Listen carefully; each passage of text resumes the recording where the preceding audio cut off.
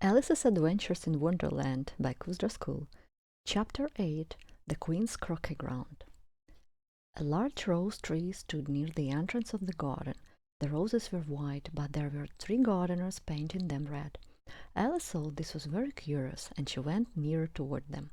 They were quarreling. Suddenly one of the gardeners noticed Alice, who was standing and watching them. The others saw her too, and all of them bowed low. "Would you tell me," said Alice a little timidly, "why you are painting those roses?" One of the gardeners, whose name was Tu, explained, "It must be a red rose tree, but we planted a white rose tree by mistake. If the Queen knows about it, we will all have our heads cut off. So we are doing what we can before she comes." At this moment the gardener, whose name was Five, cried, "The Queen, the Queen!" and the 3 gardeners fell down onto the ground. Alice heard the sound of many footsteps and looked round to see the Queen. First came 10 soldiers who looked like the 3 gardeners, with their hands and feet at the corners. Next were the 10 courtiers ornamented with diamonds.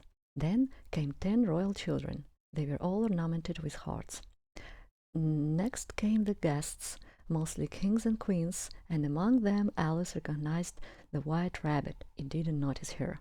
Then followed the Knave of Hearts, carrying the king's crown on a cushion, and last came the king and queen of hearts. Alice stood still and waited. When the procession came near her, they all stopped and looked at her. "What's your name, child?" the queen asked, turning to Alice. "My name is Alice, your majesty," said Alice very politely, and she added to herself, "They are only a pack of cards. It's stupid to be afraid of them." "And who are these?" said the queen, pointing to the 3 gardeners lying round the rose tree. "How can I know?" said Alice, surprised at her own courage. "It's no business of mine." The queen became red with anger and screamed, "Off with her head, off!" "Nonsense!" said Alice very loudly and decidedly, and the queen was silent. The king put his hand upon her arm and timidly said, "My dear, she's only a child." "Can you play croquet?" the queen shouted her question after a pause. The soldiers were silent and looked at Alice as the question was for her. "Yes," Alice shouted back. "Come on then," shouted the queen, and Alice joined the procession. It's a very fine day," said a timid voice near her. She was walking near the white rabbit, who was looking anxiously into her face. "Very," said Alice. "Where's the Duchess?" "Hush, hush," said the rabbit in a low tone. He looked anxiously around and whispered into Alice's ear, "She will be executed." "What for?" said Alice. "Did you say, 'What a pity'?" the rabbit asked. "No, I didn't," said Alice. "I don't think it's a pity. I said, 'What for?'" "She boxed the queen's ears," the rabbit began. Alice laughed. "Oh, hush," the rabbit whispered in a frightened tone. "The queen will hear you. You see, she came late, and the queen said—" "Get to your places," shouted the queen very loudly, and the game began. Alice had never seen such a curious croquet ground in her life.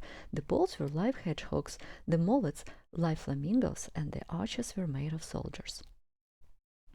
The main difficulty for Alice was to use her flamingo. When she was going to hit the hedgehog with its head, it looked up in her face with such a puzzled expression that she began laughing. When she was ready to begin again, the hedgehog was crawling away, so Alice soon came to the conclusion that it was really a very difficult game. The players all played at once, without waiting for each other, quarreling all the time, and fighting for the hedgehogs. Very soon the queen became furious and shouted, "Off with his head!" or "Off with her head!" every minute. Alice began thinking how to get away.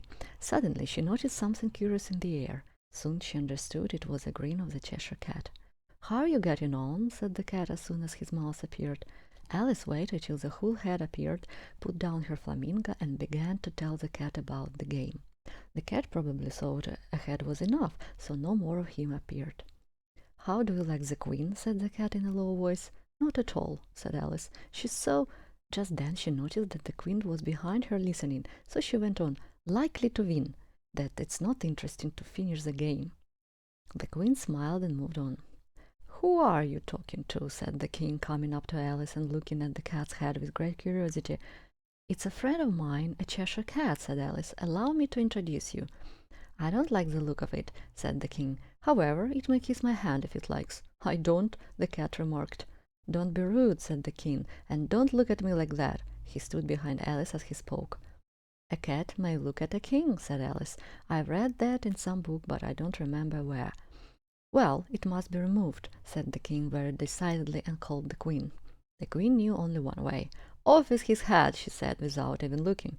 "I'll bring the executioner myself," said the king, and hurried away. Alice decided to go back and watch the game.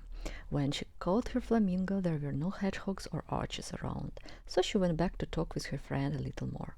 When she got back to the Cheshire Cat, she was surprised to see a large crowd around him. Alice could only say, "He belongs to the Duchess. Ask her about him." "She's in prison," the Queen said to the executioner. "Bring her here." And the executioner went off. At that moment the cat's head began fading away, and when the executioner was back with the Duchess, it had disappeared completely. So the king and the executioner began looking for it, while all the others went back to the game. This is the end of chapter 8. Thank you for listening, and subscribe to Kusra School.